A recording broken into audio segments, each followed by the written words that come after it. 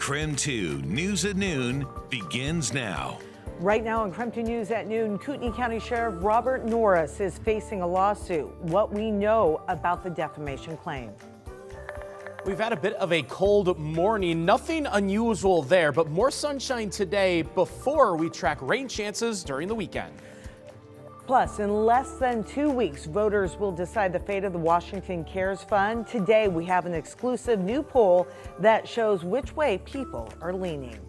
Hi, everyone. It is so good to see you. Welcome to KREM 2 News at Noon. I'm Laura Papetti, and we begin with a check on weather. There's some sun out there a little bit, but it still feels pretty chilly in many areas. Meteorologist Thomas Patrick is standing by with a look at our forecast. Thomas, definitely is feeling, we've been talking about fall now for days, but I can feel a little winter almost in there. There has been a little bit more frost here and there across the inland Northwest the last couple of days. Another chilly one today, but the sunshine itself just makes a world of difference. At this point yesterday, we still had foggy conditions. We still had low cloud cover, and it was still 35 degrees. Today, the sunshine is out, and it's almost 10 degrees warmer, quite simply because we have sunshine today. But it is still cool, still 44 degrees as of the noon hour. But remember, that's in the shade, and the sunshine can make things feel a little bit better outside. Most of us are in the 40s right now,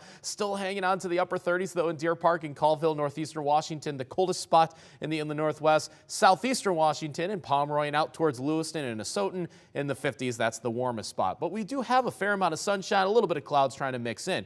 What I'm really more focused on is what's going to happen this weekend. It's this storm center that is really starting to swirl and actually advance much closer towards the inland Northwest. That is going to impact our weekend. There are rain chances both days, a light chance on Saturday morning and a widespread, likeliness for Sunday in terms of that rainfall. So coming up, I'll give you the time frame of when all this rain is going to be most likely so you can plan around it and when those winds are going to start to peak.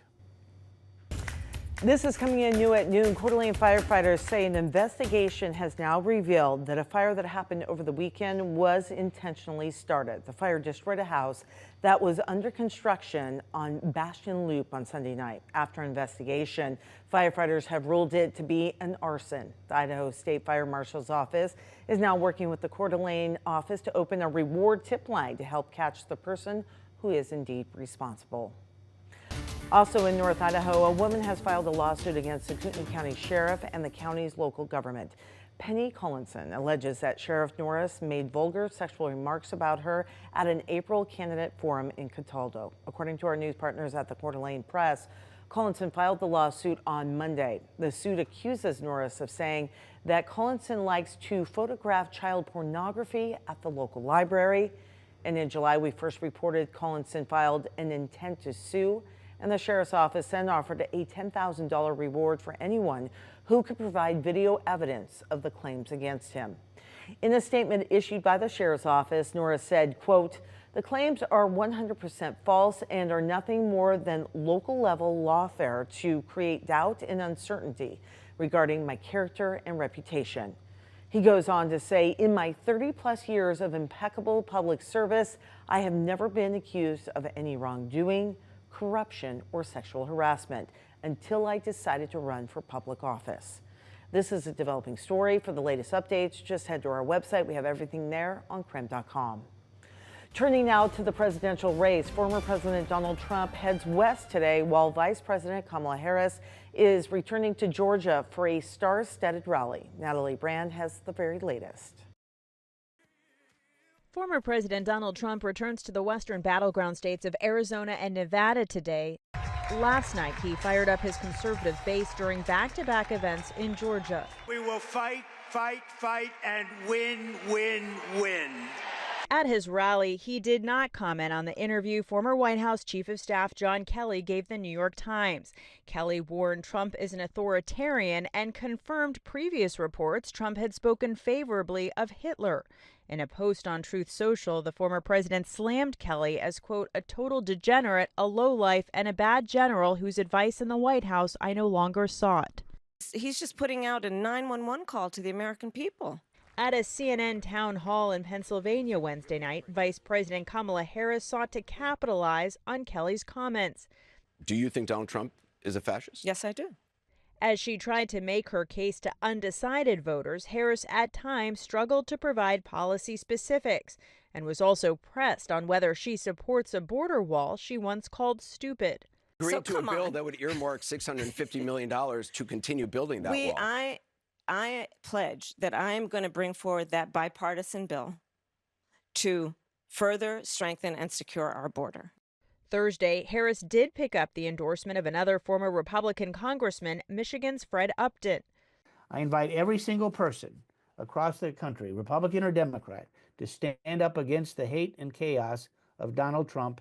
The Harris campaign tells CBS News it believes around 10% of battleground state voters are still persuadable. Natalie Brandt, CBS News, Washington.